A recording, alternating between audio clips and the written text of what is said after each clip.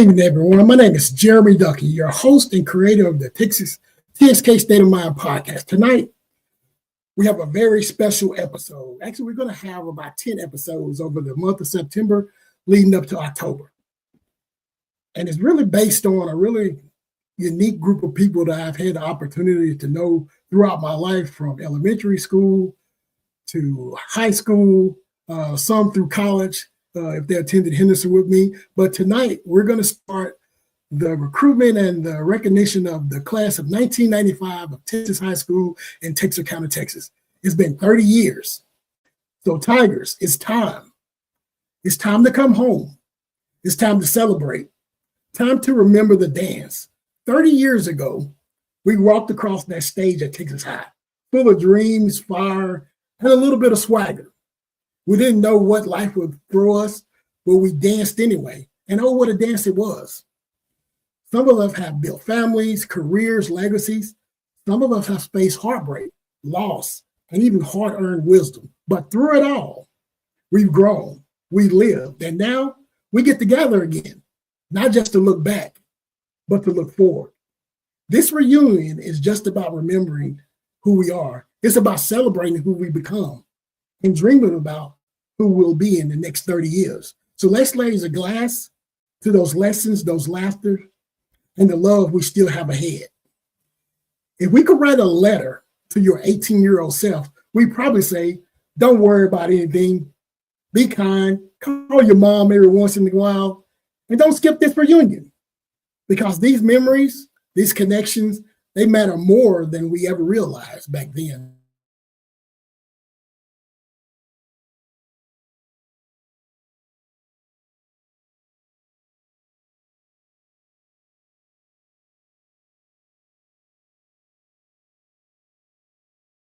Year reunion.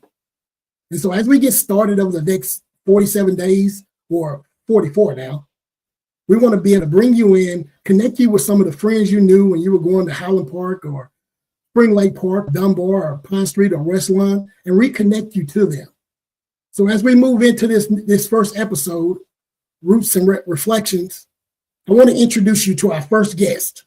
And I'm going to bring her to the stage, Miss April McCright. Welcome to the stage. Hi, thank you for having me, Jeremy. Yes. I want to bring you on because for me, I really have some fond memories of all the people growing up in Texarkana. I always try to highlight anything positive that's going on in Texarkana. And for this being our 30th anniversary or a reunion, I want to be able to spotlight our class. We have so many people that have done some really wonderful things that are growing in their communities where they live. And so I want to bring a spotlight onto everyone that came out of our class. So I want to bring you on first for our first episode and just talk about what life has been like or the experiences you had from the time we graduated in 1995 to 30 years later. So tell us a little bit about yourself before we get started. Everybody knows the original April, but who is April now? You knew me as April Andrews, and yes. In the time that we've graduated, my family has moved to Florida. I live right outside of Pensacola. Okay. As we were getting ready to move here, I teased and said, I'm retiring and moving to the beach. And I did take a couple of years off from teaching, and I got lonely. So I went back, and I'm a third grade teacher in Pace, Florida. I'm a mom and a wife, and we have two amazing teenage boys. Okay. So as you think about 30 years later, what do you remember most vividly about that graduation day in 1985? I think when I think about it, I remember the location. It's no longer there. I remember it was a Sunday, May 28th. It was really, really hot. And I remember going to church, going to the bachelor service that we had for graduates, and then making our way over to the Truman Honor Center, I believe. So what do you remember most vividly about that day? Oh, we were at the college, at the auditorium. Right. Yeah, they tore that down about 6 years after we graduated. During the graduation ceremony at the end, I actually said the benediction prayer. I couldn't for the life of you tell you what I said. I just remember being so afraid to stand in front with the microphone. And I was also afraid that I was going to fall because I had on really high heels because I didn't want to look short. Right, right. But I do remember, I remember beforehand when, or maybe it was after, when everybody was just going around trying to take pictures, and you were just ecstatic to take your picture, like with your Right. friends, and even people maybe you weren't like best friends with. That y'all did this. We did this together. So I have pictures of tons of people, and I love that memory.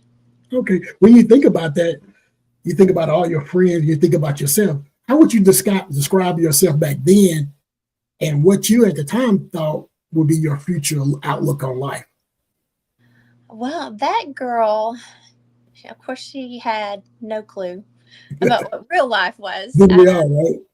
You know, immediately I remember thinking the second that we graduated, I was going to be an adult. I'd already turned 18, so the minute you graduate, you're an adult, right? Right. And that I'm glad that my family reined me in. I was not an adult, and I did not make good adult decisions, but um, I will say the choices that I've made now have certain that girl would not have done as well if she hadn't have lived through the bad choices to get to the good.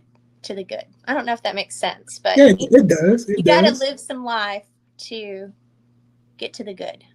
Yeah, you do. And that's one of the things that we look at when it's been 30 years and we look at those turning points, those different um, pivot points, as the new word, the new catchphrase, the pivot in your life. Uh, can you share one of those turning points that redefined your path from when you graduated, walked across that stage? Um, well, I will say the move to Florida with my family. I know that's actually a recent one. Came in a really rough time in my life. Right. Y'all all know my best friend was Jenny Pinnell, and Yes. we were best friends years after Yes. graduation. Um, and she passed away 6 years ago.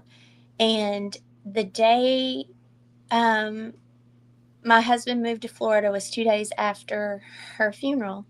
Right. So that was that turning point was for me was a moment when I just had to decide that I was strong enough to Mm-hmm. do life. I was strong enough to continue to be a mom and a wife, and I could take care of my family. And when my responsibilities got easier, then I could grieve my friend. But that changed my life. I know that that's very recent compared to other things, but that moment in time really changed who I am. Right. That's great. And no, I remember her. I remember growing up with her as well. We've lost some pretty significant people in our class over the years. From the time we first did our 10-year reunion to now, we've lost quite a few members of our class recently with a good friend of ours, Carlos Shepard. So I know those are some people, fun moments. I always think about him and Craig Jenkins, the funny people they were, and all the they used to crack me up all the time. I remember things vividly about them. And so they had a major impact on my life when I crack jokes. I always try to talk to my wife and them about jokes. I'm really just taking stuff that I've heard from them along the way and kind of twisting it, and I have them rolling around. But when you think about some of the people who've impacted you um, through your life, whether it be a teacher or a mentor, how has those people shaped to who you are now? Um, well, I think that especially it's easy to look back at teachers just because I am a teacher, Right. and you want to learn from people that you look up to. And y'all may remember this name. The teacher that stands out to me the most was Connie Penny. Right. She was in charge of the newspaper and the yearbook, but she built a relationship with me that made her more than just the yearbook teacher. Right. She became a safe place for me at school. And as an adult who teaches, I strive to be that for the you know which kids need you. You know You do. which kids need more than just their teacher. That they come to school with um, so much baggage and background Right. that you know who you need to be that person for. And I think that Miss Penny was the first teacher that did that for me, and that's who I want to be That's when I great. grow up. I know. We kind of talked a little earlier about uh, our students, and I remember I was telling you about how it never fails. When I was working at Liberty Island, when I left after that in '07, and a few years later, I always would come across one of those students, and I can never remember the new face, but I could see that small little middle school face, and it was like, "Hey, I'm doing this and this," and it's like you said, it's always a good feeling to have that impact on those students, because you never know what space they're coming from, or what challenges that they're having, or what truths they're facing in their lives. So when you think about that, what's a truth you've come to believe deeply over these last 30 years? You've been graduated, you lived in Texas County, you moved away to Florida, but you thought you were going to retire on the beach, and you moved back into a supporting profession. So what is the truth that you've come to believe over these last 30 years? I answered this in my pre-interview, but Right. later I really thought more about it, and I don't even remember what I said. But if I could have changed my answer, I would have said that everyone deserves a second chance. Everyone deserves grace. Everyone deserves the opportunity to make things right, and um, you have that power. There are so many times when I've denied forgiveness, or I've denied someone another shot, when all I had to do was agree to it, and their lives would have been better, my life would have been better. And um, I just feel like you you don't know why people make the choices they do, and you've got to be the one who says, okay, you messed up, let's do it another way. Let's try again. I Because totally agree. I totally agree. And yeah, that's when, chances I've been given, I should offer more grace and give forgiveness. and you have to do that. And that's how you know, and that's how you're able to measure that you had a life worth lived, well lived.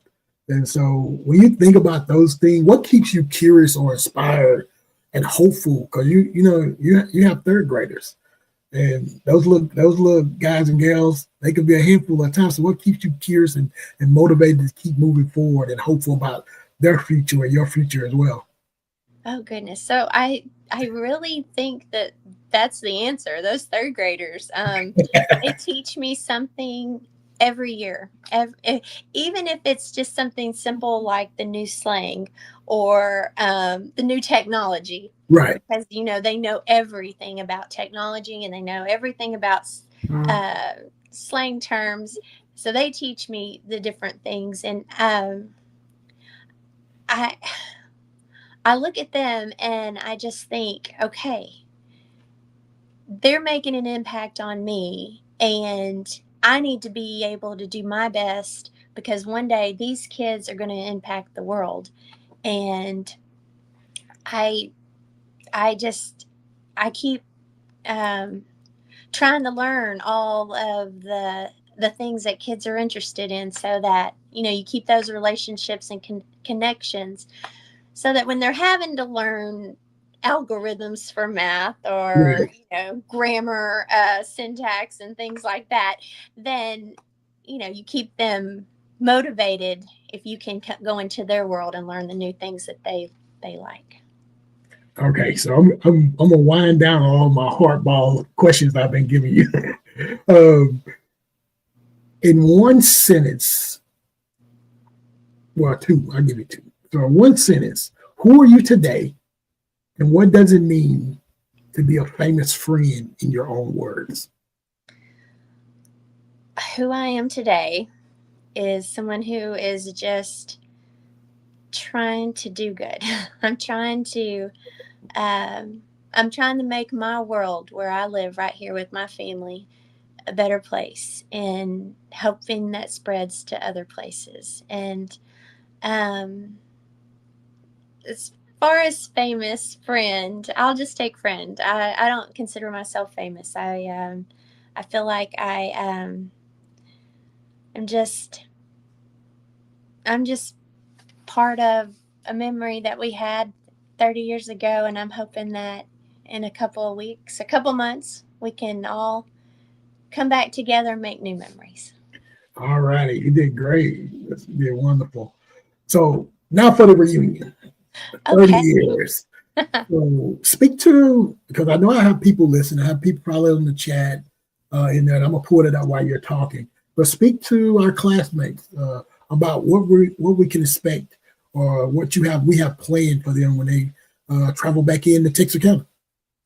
Okay, so one thing I do want to point out is we're trying really hard to include our classmates that have their own small businesses. We're trying to use venues and food and the DJ, um, anything that we could think of that would also benefit someone that we graduated with. Right. Because why pay for something, a service that we need, when we could help our classmate in at the same time? So I do want to point that out. So That's a all good the deal. things that you're experiencing, someone's benefiting that went to Texas High in 95. So That's uh, good. that was the kind of the goal. But as far as the reunion, it just kind of came together through Facebook polls, really. Right.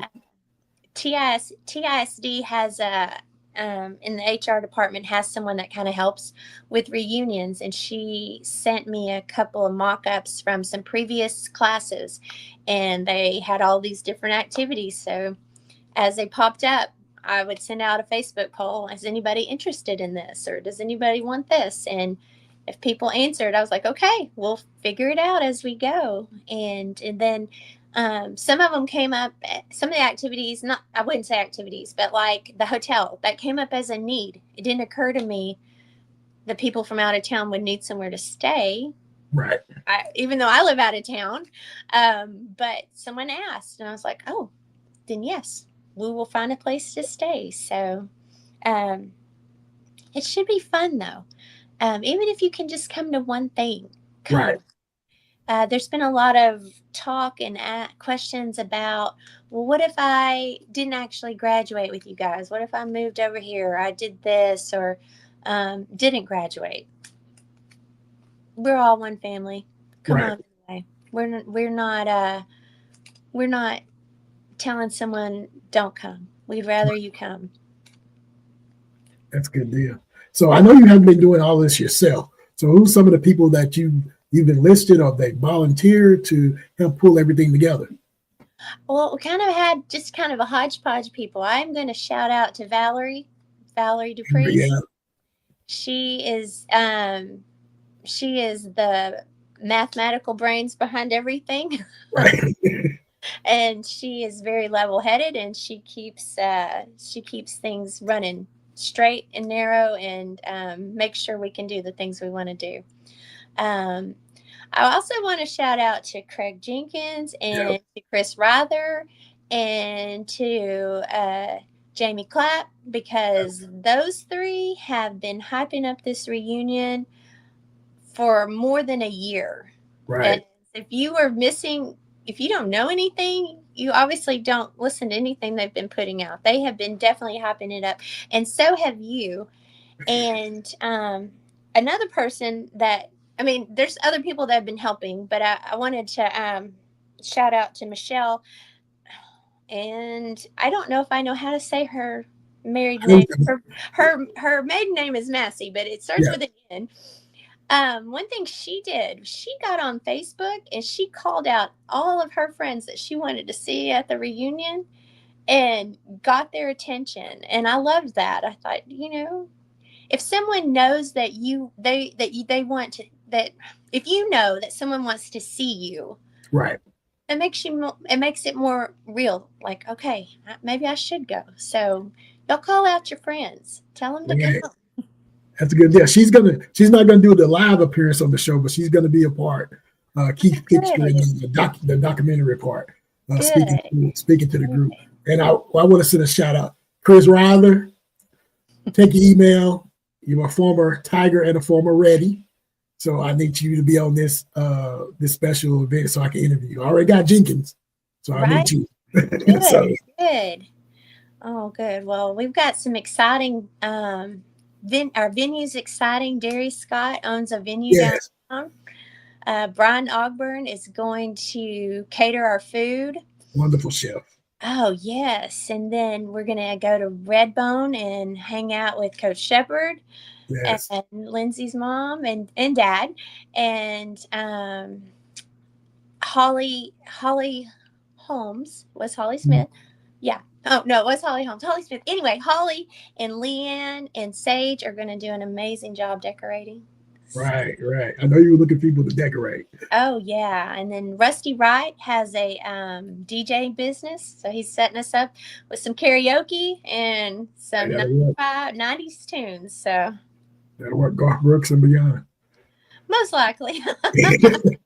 Garth Brooks, the dance was our senior song for football in the senior video. So Garth Brooks was always a fixture in the locker room with Coach Thornton and Coach Daniels and all the crew. I can see that. Yeah, so this series, when I came up with it, I do my little podcast. Been thinking of different ways to kind of highlight this. Kind of the reunion is a good fit because I know all the people that we've lost. The documentary is going to accrue the memoriam to them, but also just to showcase all of our classmates. When I think of famous friends, I think about it's one of my favorite songs, right?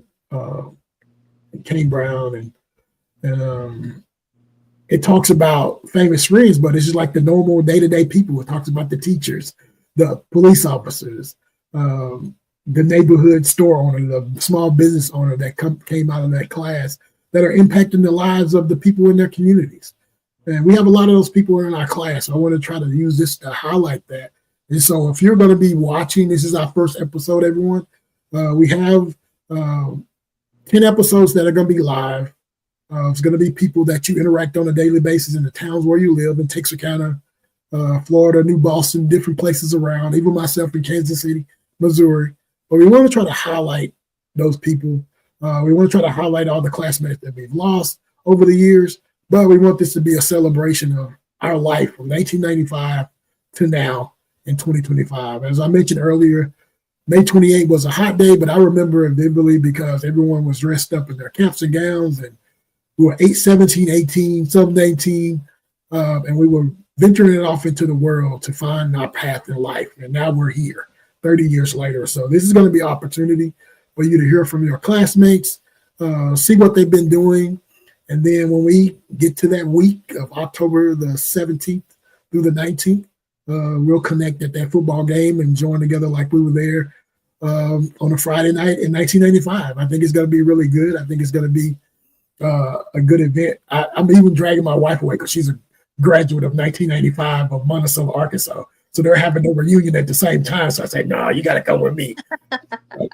But she's going to be there as a Tiger by proxy. And so we want you guys to come in. It's 95 and 30. And we lived a fast and wild life through these last 30 years. And we had some ups, we had some downs, but we had a few more successes than downs. So everyone that's listening and watching, we want you to come in and tune in to all of these theories. Thankful for April for coming on and starting it off and kicking it off. But next week we'll be off. Be at work. I got to be in St. Louis. But when we come back, the week of the 16th, we're going to have a slew of interviews that's going to go back to back to back. You're going to hear from Craig Jenkins. You're going to hear from Sage. If I can get Chris Ryder on, we're going to get him and Lyndon Huey and Jamie Clapp Knighton, Brian Ogburn. A lot of the people that you grew up with, that you see around town, they're going to be on to kind of talk about how 1995 impacted where they are.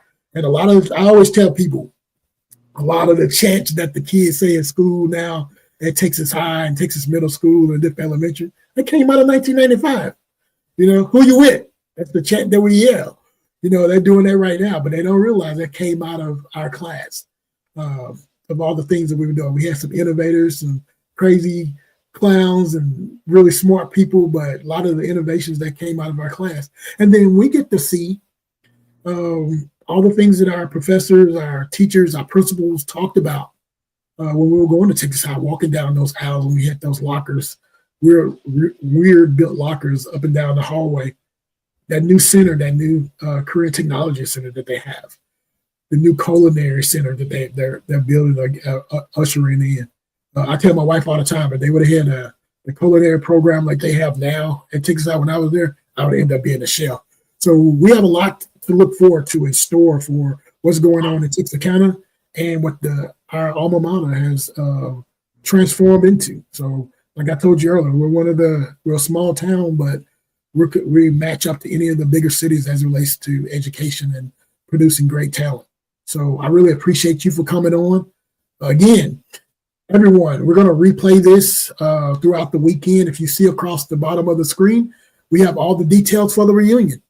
It's scrolling across the times, the dates, what we're going to be doing on Friday through Sunday.